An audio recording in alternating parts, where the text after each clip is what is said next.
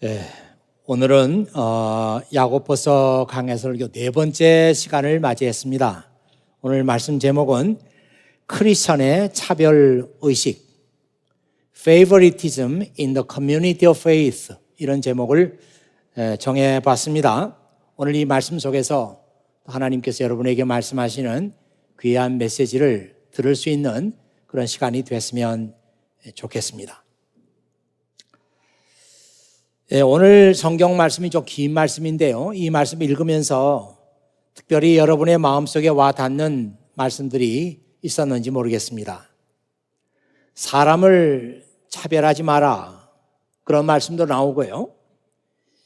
또 하나님은 가난한 사람들을 택해서 그들을 믿음으로 부하게 하셨다, 그런 말씀도 나오고, 또 여러분은 가난한 사람들을 멸시하고 있습니다, 그런 말씀도 나오고요. 한 가지 계명을 어기게 되면 율법 전체를 다 어긴 것입니다, 그런 말씀도 나오고, 사람들에게 자비를 베푸십시오. 자비를 베푼 사람은 후에 아무 두려움 없이 심판날을 맞이하게 될 것입니다, 그런 말씀도 나오고 있습니다. 모두 다 중요한 말씀인데요, 저는 이 말씀을 묵상하면서 특별히 제 마음속에 와 닿는 말씀은 1절 말씀이었어요. 사랑하는 형제 여러분, 여러분은 영광스러운 우리 주 예수 그리스도를 믿는 자들입니다. 그러므로 사람들을 차별해서 대하지 마시기 바랍니다. My dear brothers and sisters, how can you claim to have faith in your glorious Lord Jesus Christ if you favor some people over others? 만일 내가 다른 사람들에 대해서 어떤 사람들에 대한 특별한 favor를 가지고 있다면 내가 어찌 영광스러운 우리 주 예수 그리스도를 믿는 믿음이 있다고 주장할 수가 있겠느냐? 그런 뜻입니다. 여러분, 이 말씀을 잘 들어보십시오. 왜 우리가 다른 사람을 차별해서는 안 되는가? 우리는 예수 그리스도 안에서 한 형제고 한 자매입니다. 우리는 모두 예수 그리스도를 믿고 구원을 얻은 사람들입니다. 하나님을 아버지라고 부르는 사람들입니다. 우리는 하나님의 가족입니다.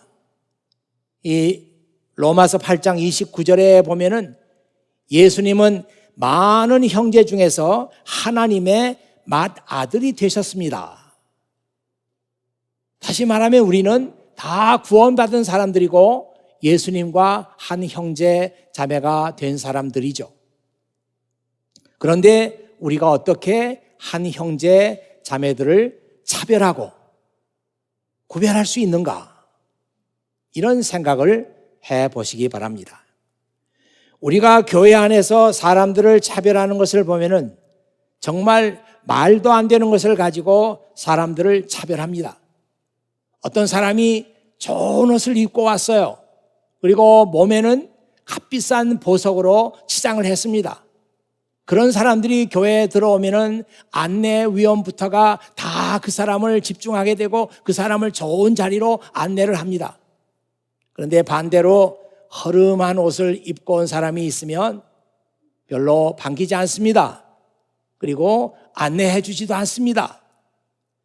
이런 말씀이 오늘 성경 말씀 속에 나와 있는데 똑같은 일들이 오늘 교회에서도 생기고 있다는 것입니다. 도무지 말이 안 되는 것을 가지고 교회 안에서 사람들을 차별하고 구별하는 일을 지금도 우리가 하고 있습니다. 이왕 옷에 대한 말씀이 나왔으니까 옷에 대한 얘기를 잠깐 드리겠습니다. 우리가 예배를 드리러 나올 때 예배자의 옷차림은 어떠해야 되는가? 검소하고 단정한 옷이어야 합니다. 오늘 성경 말씀에 보면 그렇게 나와 있는 거죠. 내가 좋은 옷을 입어서 내 신분을 그것으로 자랑하려고 하지 마라. 이것이 예배자의 마음이에요. 그래서 예배 드리러 나올 때 여러분들은 여러분이 가진 옷 가운데서 검소하고 단정한 옷을 입으면 되겠습니다. 지금같이 무덥고 더운 날은 이 복장에 대해서 좀 소홀하게 하기 쉬워요. 그냥 간단하게 셔츠 하나 입고 반바지 입고 간단하게 신발 신고 이러면 시원하게 교회 갔다 올 수 있겠다. 그런 생각을 하기 쉬운데 혹시라도 오늘 그런 복장을 하고 계신 분이 계시면 마음에 상처받지 마시고 이게 적합한 옷은 아니구나 이렇게 생각하고 다음 주일에 검소하고 단정한 옷을 입고 오면 되는 것이에요. 가벼운 옷차림은 여름철에 시원하고 좋긴 하지만 그런 옷을 입고서는 웬만큼 격식 있는 레스토랑에 들어갈 수도 없습니다. 오래전의 일입니다마는 아주 오래됐어요. 그리고 여기에 관계되신 분은 지금 여기를 떠나 계시기 때문에 제가 이 얘기를 해도 될 것 같아요. 오래전에 제가 한국 갔다 오면서 양복을 한 벌 사 입고 왔습니다. 그 양복을 입고 교회에 오니까 말끔하고 단정하지 않겠습니까? 그래서 교인들이 그 양복을 보면서 목사님 새 양복이군요. 아주 멋있습니다. 뭐 그렇게들 인사를 했어요. 예배를 다 마치고 제 사무실로 이렇게 들어갔는데 어떤 분이 저를 따라 들어오는 거예요. 그러더니 저에게 하는 말이 목사님 그 양복 비싼 거 아닙니다. 그래서 갑자기 그 말을 듣고 제가 이렇게 말을 얼버무렸는데 그분이 다시 한번 그러는 거예요. 목사님 그 옷 비싼 옷 아닙니다. 하고 제가 말을 얼버무렸는데 다시 한번 목사님 그 옷 비싼 옷 아닙니다. 비싼 양복은 천이 반짝반짝합니다. 그러는 거예요. 그래서 이분이 왜 이러시나 하고 알겠습니다. 이 옷 비싼 거 아니고요. 싼 겁니다. 그랬더니 그분이 쑥 또 나가시더라고요. 그래서 저는 그 양복을 볼 때마다 그분 생각이 나요. 그거 잘 맞지 않는 얘기잖아요. 그 얘기 필요한 얘기도 아니고 그 양복 비싼 거 아닙니다. 그 얘기를 왜 했나? 양복을 볼 때마다 그런 생각이 들어요. 우리 인간에게는 세 가지 기본적인 욕구가 있다고 그러잖아요. 이 세 가지 욕구가 충족돼야지 인간은 행복하다고 합니다. 의, 식, 주예요. 의는 입는 옷이고 식은 먹는 것이고 주는 사는 집입니다. 예전에는 참 먹고 사는 게 중요한 문제였기 때문에 이것이 행복의 조건이다 이렇게 했던 것 같아요. 또 인간은 이 세 가지가 채워져야 행복하다 그랬던 것 같아요. 근데 지금은 전 세계적으로 보면은 아직도 헐벗고 굶주리고 살 집이 없고 마실 물도 없고 그런 사람들이 많이 있지만 우리 주변에 보면은 헐벗은 사람들 또 먹지 못한 사람들 이런 사람들 우리가 많이 보지 못하고 있습니다. 그런데도 불구하고 여전히 우리 마음속에는 이 세 가지를 가지고 사람을 차별하는 거예요. 먹긴 먹어도 무엇을 먹느냐? 입긴 입어도 얼마나 좋은 옷을 입느냐? 살기는 살아도 어느 집에서 사느냐? 이런 것을 가지고 여전히 우리가 사람을 차별하고 구별하고 있습니다. 근데 제가 성경을 잘 보니까 예수님 당시 2000년 전이잖아요. 그때도 그랬고 지금도 그렇고 성경 말씀에 보면 누가복음 7장 25절에 이런 말씀이 나와요. 너희가 화려한 옷을 입은 사람을 찾고 있느냐? 그런 사람을 보려면 왕궁에 가보아라. 예수님께서 사람들에게 하신 말씀이에요. 예수님은 세례 요한을 지금 소개하려고 하면서 이 얘기를 한 겁니다. 야, 너희들 어떤 사람을 찾는 거냐? 비싼 옷, 부드러운 옷, 화려한 옷을 입은 사람을 찾느냐? 너희가 그런 사람을 찾는다면 왕궁에 가보면 그런 사람 많이 있다. 내가 이제 너희에게 소개하려고 하는 세례 요한이라고 하는 사람은 그런 사람이 아니다 하는 것을 얘기하시면서 이 말씀을 하셨어요. 오늘 성경 말씀에 여러분이 옷을 가지고 사람을 차별한다면 여러분은 악한 생각으로 사람들을 판단한 것입니다. 이런 말씀이 나오잖아요.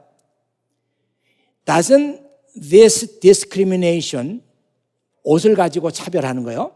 Doesn't this discrimination show that your judgments are guided by evil motives? 너희가 옷을 가지고 사람을 차별한다면 너희의 그 판단이 악한 동기로부터 나왔다고 하는 것을 보여주는 것이 아니겠느냐. 저는 이 말씀을 읽으면서 도대체 여기서 말하는 evil motives, 악한 동기라고 하는 게 뭘까? 너희가 교회 안에서 어디서든지 그 사람이 입은 옷을 가지고 사람을 구별한다면 너희는 악한 동기를 가지고 지금 있는 것이다. 그렇게 얘기하잖아요. 그래서 이 악한 동기라는 게 뭘까? 혹시 이런 것은 아닐까? 야, 저 사람 옷 좀 입었는데 나하고 좀 수준이 맞는 것 같아. 앞으로 저 사람하고 좀 이렇게 가까이 해봐야 되겠어. 그러면서 결국은 교회 안에서 편을 가르고 교회 안에서 분란을 일으키는 그런 게 악한 동기라고 이렇게 말하고 있는 것이 아닐까, 그런 생각을 해보았습니다. 전주에도 말씀을 드렸습니다마는 디아스포라 크리스찬들의 삶은 매우 고달팠습니다. 경제적으로 힘든 사람들이 대부분이었어요. 이런 사람들은 먹고 사는 것이 힘들었을 것이고 입는 것도 허름한 옷을 입을 수밖에 없었을 겁니다. 그런데 이 사람들이 공동체 안에 들어오게 되면은 허름한 옷을 입었다고 그래가지고 경제적으로 궁핍하다고 그래가지고 사람들을 차별하는 거예요. 이런 현상을 보면서 야고보가 그냥 가만히 있을 수가 없잖아요. 그래서 이 사람들에게 그래서는 안 된다고 편지를 쓴 것이 오늘 여러분이 읽은 야고보서 말씀입니다. 야고보가 하는 말 속에 가난한 사람들을 멸시하는 사람들은 그들의 주인 되시는 예수님을 모독하는 사람들입니다. 여러분, 이런 말씀들을 우리는 그냥 읽고 나와는 아무 상관없는 말씀으로 지나가지 말고요. 아, 내가 바로 그런 일을 하고 있구나. 그런 생각을 여러분 해 주시기 바랍니다. 하나님께서는 가난한 사람들을 사랑하셨고 하나님께서는 가난한 사람들을 편을 들어주시며 하나님께서는 그 사람들에게 천국 시민이 될 수 있는 권리를 주셨어요. 그런데 너희가 같은 신앙 공동체 안에서 가난한 사람들을 보면은 가난하다고 하는 이유 때문에 그들을 차별하고 있으니 그것은 그 사람들을 구원하시고 그 사람들을 천국 시민으로 받아주신 하나님을 모독하는 것이 아니겠느냐? 오늘 성경 말씀은 그렇게 우리에게 묻고 있습니다. 한국에 손봉호라는 분이 계시는데요. 보통 손봉호 교수님 그렇게 얘기들을 많이 하죠. 한국에서 존경받는 분 중에 한 분이십니다. 연세가 지금 꽤 많이 되셨을 텐데요. 그분은 목사님이 아니고 평신도예요. 그리고 교수님이십니다. 여러 대학에서 가르치셨어요. 근데 그분은 신학을 공부했지만 목사 안수를 받지는 않았어요.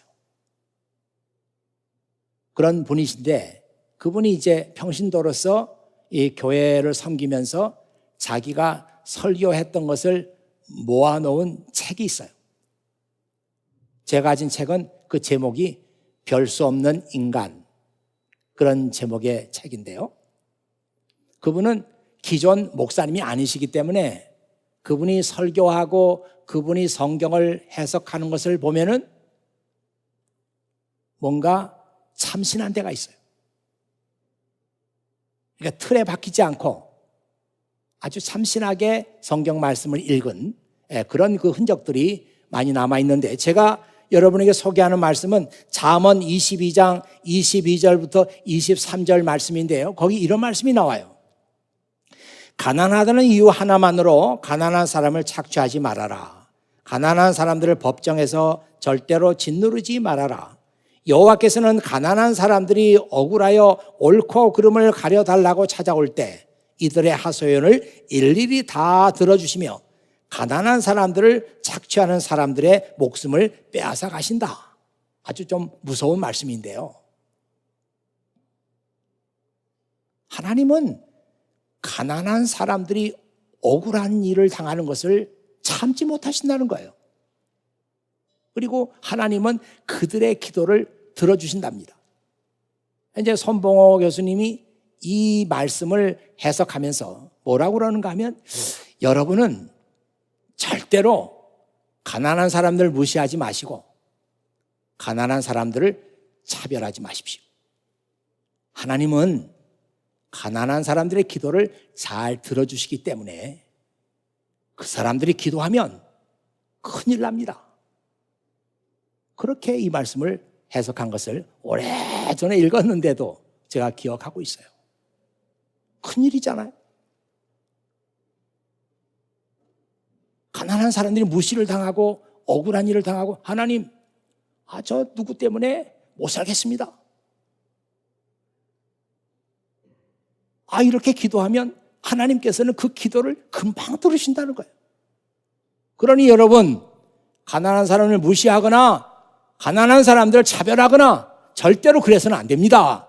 그렇게 글에 쓰신 것을 본 적이 있습니다. 우리가 사람을 차별하는 기준이 놀랍게도 그 사람의 외모나 그 사람의 가진 조건에 달려 있습니다. 우리가 계속해서 그런 그 외모나 그 사람의 가진 조건을 가지고 사람을 차별하고 구별한다면 우리는 중요한 것을 놓치게 되는데, 우리가 그 사람의 내면 세계를 보지 못한다는 거죠. 그 사람의 인격이 얼마나 성숙하고 그분의 인격이 얼마나 훌륭한가 하는 것을 우리는 보지 않고 볼 틈도 없이 다른 것을 가지고 사람을 판단하는 그런 오류를 우리가 범하고 있습니다. 그렇게 하면 안 되는 것을 모르는 게 아니고 알고 있지만 그럼에도 불구하고 우리는 그런 실수를 계속해서 범하고 있어요. 저는 이 생각을 하면서 이게 인간으로서는 어쩔 수 없는 인간의 한계인가? 그런 생각도 해봤어요. 성경에 보니까 이런 데서 자유로운 사람이 없어요. 아브라함의 아내는 사라라고 하는 여자였는데 아주 미모가 뛰어났습니다. 얼마나 미모가 뛰어났으면 이집트에 갔을 때는 이집트 사람들이 보고 깜짝 놀랐어요. 아브라함의 아내가 그렇게 예쁘다는 소문이 이집트의 왕에게까지 들려가지고 왕도 그 사라를 탐내게 됐어요. 여러분 별로 감동이 안 가시나 본데, 얼마나 예뻤느냐? 이거 아브라함이 이집트에 갔을 때 무슨 투어를 간 게 아니라고요. 먹을 게 없어가지고 꾀째째해가지고 먹을 거 구하러 갔다고요. 화장도 하지 않았어요. 그런데도 이 사라의 미모는 이집트 사람들의 눈에 확 띄었어요.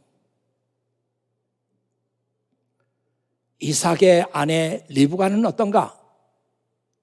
리브가도 엄청난 미모를 가지고 있었습니다. 그 아들 야곱의 아내는 어떤가? 야곱의 아내가 둘이에요. 어쩔 수 없이 그 사연이 있어가지고 두 자매를 아내로 이제 맞이하게 됐는데 야곱은 언제나 예쁜 라헬을 사랑했어요. 레아는 늘 이렇게 좀 차별을 받았습니다. 아니, 아브라함, 이삭, 야곱 보면 다 아내들이 미인이에요. 우연히 그랬을까? 우연이라기보다는 이 사람들도 미인들을 좋아했던 거예요. 그러니까 어쩔 수 없어요.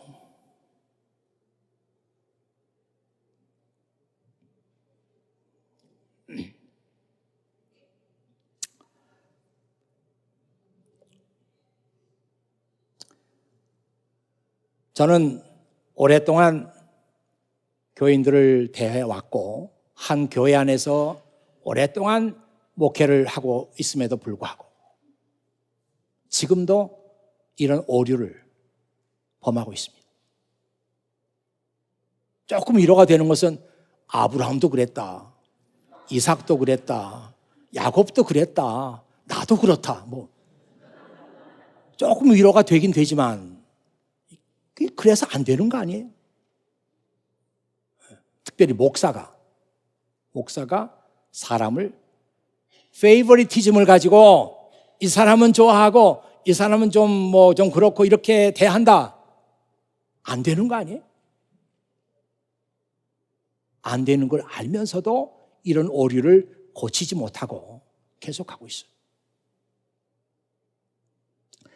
그러므로 우리는 우리들의 이런 약점과 한계를 인정하고 끊임없이 우리를 하나님의 말씀의 거울에 비춰보고 우리 자신들의 오류를 발견하고 그러면서 또 회개하고 그러면서 우리가 고쳐나가는 길밖에는 없다.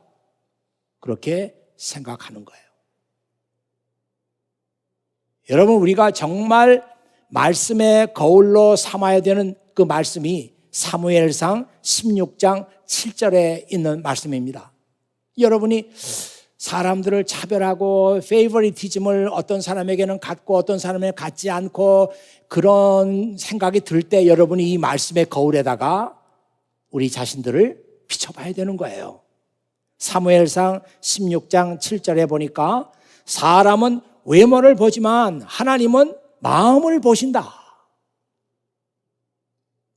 사람은 외모를 보지만 하나님은 마음을 보신다. 예전 성경에는 하나님은 사람의 중심을 보신다. 그렇게 번역했습니다. People judge by outward appearance. 사람들은 항상 밖에 드러난 appearance, 키가 얼마나 크냐, 어떻게 생겼느냐, 무슨 옷을 입었느냐, 이런 걸 가지고 사람을 판단하지만, but the Lord looks at the heart. 하지만 우리 주님은 하트를 봐요. 이 사람이 어떤 마음을 가진 사람이냐, 이 사람이 나에 대해서 어떤 믿음을 가지고 있는 사람이냐, 그 마음의 중심, 하트를 보신다. 아니, 이 말씀을 가만히 묵상해 보면 사람들은 항상 어피어런스만 보다가 그 사람의 중심은 항상 놓친다는 거잖아요. 그래서 중요한 것을 놓치게 됩니다. 하나님은 절대로 그런 실수를 범하지 않으세요. 왜냐하면 인간의 하트를 보실 수 있는 분이기 때문에. 이 말이 누가 누구에게 한 말입니까? 하나님께서 사무엘에게 한 말씀이에요. 사무엘이 누굽니까? 어렸을 때부터 기도로 성장한 사람이에요. 사무엘이 누굽니까? 하나님하고 소통이 잘 되는 사람이에요. 이런 사람에게 하나님께서 이 말씀을 주셨다고요. 그때는 아주 이스라엘의 상황이 아주 급했어요. 왕으로 세워놓은 사울이 교만해가지고 하나님 마음에 들지 않아요. 그래서 하나님께서 그 교만한 사울을 왕 위에서 지금 끌어내리려고 하십니다. 그러면서 사울에게 야, 너 베들레헴에 이새라고 하는 사람을 찾아가라. 이새라는 사람에게 여러 아들이 있는데 7 아들이 있어. 그 아들 가운데 내가 한 사람을 정해놓았다. 그러니 그 사람을 찾아서 기름을 부어라. 기름을 붓는다고 하는 것은 이스라엘의 왕으로 세우라는 거예요. 그래서 사무엘이 베들레헴에 사는 이새 집에 갔습니다. 아들들을 다 불러 모았어요. 첫눈에 사무엘은 첫 번째 아들이 적임자다 생각했어요. 왜냐하면 너무너무 키가 커요. 그리고 아주 잘생겼어요. 제가 여러분에게 지금 얘기하려고 하는 포인트는 그렇게 기도로 성장한 사람이 그리고 그렇게 하나님과도 소통이 잘 되는 사람인데도 불구하고 사무엘마저도 사람의 키와 용모를 보면서 사람을 판단하는 그런 실수를 범하고 있었던 거예요. 근데 하나님께서 아니다. 너는 지금 그 사람의 용모를, 외모를 보고 있지만 나는 사람의 중심을 본다. 그 사람 아니다. 그래서 결국은 이 사무엘이 그때 깨우치는 거예요. 아, 내가 실수했구나. 내가 잘못했구나. 내가 하나님의 기준을 몰랐구나 하면서 다윗에게 기름을 부은 거예요. 만일 여러분 그때 사무엘이 그 오류를 인정하지 않고 그냥 용모를 보고 키를 보고 외모를 보면서 첫 번째 아들에게 기름을 부었더라면 하나님의 구원의 계획은 엉망진창이 되고 말았을 겁니다. 그러나 사무엘은 금방 자기가 잘못한 것을 알았어요.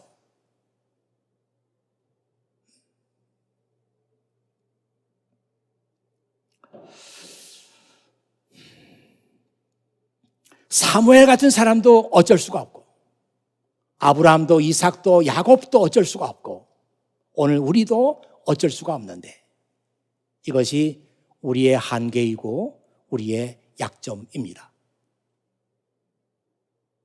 그러니 어떻게 해야 되겠습니까?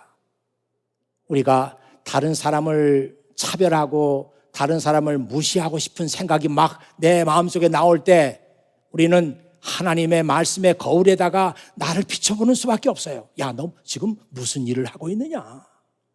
이건 하나님께서 원하신 일이 아니다고 하는 것을 말씀의 거울에 우리 자신들을 비춰보면서 우리의 오류를 발견하는 길밖에 없습니다. 여러분, 그 다윗이 어떻게 생겼을 것 같습니까? 다윗은요, 사람들의 기준에 맞는 사람이 아니고 하나님의 기준에 맞는 사람이에요. 여러분, 그 르네상스 시대에 미켈란젤로라고 하는 사람이 다윗을 조각을 했는데 한번 화면에 보시죠. 옷을 다 벗겼어요. 근데 이 다윗 이 스태츄는 1504년에 미켈란젤로가 조각한 것입니다. 이거 조각할 때 그 에피소드가 많이 있죠. 이걸 조각하려고 미켈란젤로가 그 대리석을 찾는 얘기, 진짜 찾아도 마음에 드는 대리석이 없어요. 그러다가 우연히 한 농부의 밭에 뒹굴고 있는 그 대리석을 보면서 야, 저거다 하고 발견한 것이 결국은 이 데이빗 상을 조각한 대리석이었습니다. 이 지금 미켈란젤로가 조각한 이 다윗 상은 왼손에 조약돌, 돌멩이 하나를 들고 지금 적장 골리앗을 노려보고 있는 그 순간을 포착해서 지금 이 다윗상을 만든 거예요.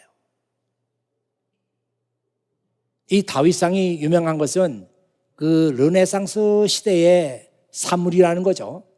그래서 그때 인간의 몸에 대한 성찰이 새로 생기게 되고, 그러면서 인간의 몸의 가장 아름다운 황금 비율, 이 다윗상을 보면은 이 황금 비율입니다. 그래서 그렇게 몸이 아름다운 거예요. 그리고 그 눈을 가지고 그 골리앗을 바라보고 있는 그 눈이 보는 사람의 각도에 따라서 달리 보인다고 그렇게 다윗상을 본 사람들의 얘기를 들었습니다. 그는 이렇게 아름다운 다윗상을 조각을 했어요. 제가 이 다윗은 이렇게 잘생기지 않았다 그 얘기를 하는 것이 아니고, 초점은 다윗은 사람들의 마음에 드는 사람이 아니고 하나님의 마음에 드는 사람이었다. 만일 그 사무엘이라는 사람이 끝까지 나는 내 마음에 드는 사람을 찾겠습니다 했더라면 이 다윗을 발견하지 못했을 거예요. 그러나 하나님의 기준을 그가 알았기에 자기 기준을 다 내려놓고 하나님의 마음에 드는 사람을 골랐습니다. 자, 중요한 것은 오늘 이 교회 공동체 안에서 계속해서 사람들이 만들어 놓은 기준을 가지고 사람들을 판단하고 차별하는 일들을 우리가 하고 있다는 것입니다.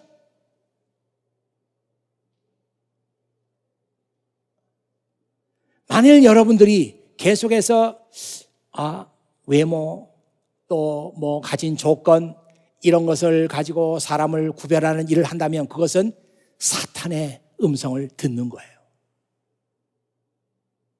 악한 모티브가 여러분을 가이드하는 것입니다. 그래서 결국은 교회 안에서 편을 가르게 되고 그룹을 만들게 되고 주님의 교회를 어렵게 만드는 그 일을 우리가 하고 말 것입니다. 우리는 예수 그리스도를 믿고 구원을 얻은 하나님의 자녀들입니다. 하나님의 자녀들끼리, 형제와 자매들끼리 우리가 왜 사람들이 만들어 놓은 그런 기준을 가지고 그 사람을 차별하고 구별해야 되는가? 만일 우리가 그런 일을 계속한다면 우리는 사탄의 음성에 넘어가는 사람들이 되고 말 것이고, 결과적으로 주님의 교회를 힘들게 할 것이고, 그리고 주님의 이름을 모독하는 일을 우리가 하게 될 것입니다.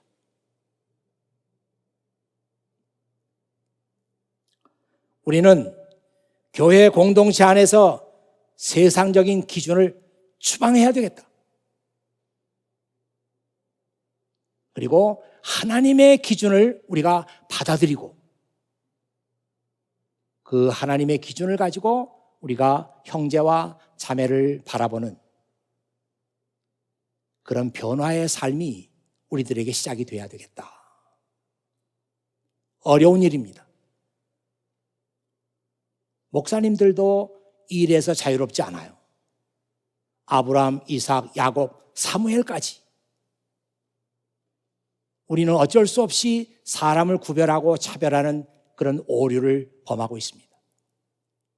그러나 오늘 우리가 이 한자리에서 이 말씀을 주님께서 듣게 하시고 이 말씀을 설교하게 하시고 이 말씀을 우리가 가지고 은혜를 받게 하시는 하나님의 목적은 무엇인가? 이 교회 안에서 세상적인 기준을 가지고 사람을 판단하는 그런 기준을 몰아내고 하나님의 기준이 적용되는 교회가 되게 하라. 이것이 하나님께서 우리에게 말씀하신 명령이라고 생각합니다. 어떻습니까, 여러분? 오늘 사람을 차별하는 문제에 대해서 여러분과 함께 말씀을 나눴는데요. 이제부터 우리 마음속에 작은 변화라도 이렇게 하면 안 되지, 이건 옳지 않는 일이지 하는 작은 변화가 여러분과 저의 마음속에 그리고 우리가 섬기고 있는 이 교회 안에 생겨지기를 주의 이름으로 축원합니다. 기도하겠습니다. 아버지 하나님 감사합니다.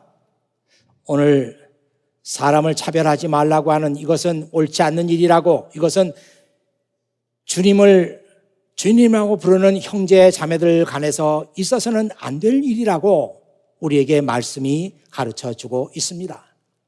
그럼에도 불구하고 아버지 하나님, 이 교회 안에서 계속해서 이런 실수가 반복되고 있습니다.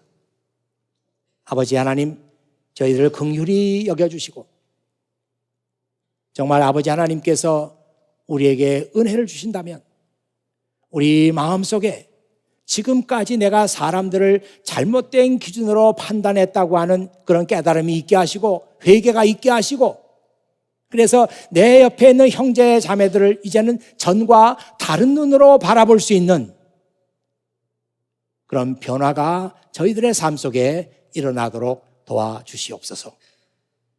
아버지 하나님, 정말 바라옵기는 이 공동체 안에 속한 모든 형제 자매들이 한 하나님을 섬기고 주 예수 그리스도를 믿으며 우리가 믿음 안에서 한 형제 자매인 것을 깨닫고 함께 은혜를 나누는 그런 믿음의 공동체로 이 교회를 세워 주시옵소서. 이 모든 말씀을 우리 구주 예수 그리스도의 이름으로 기도하옵나이다. 아멘.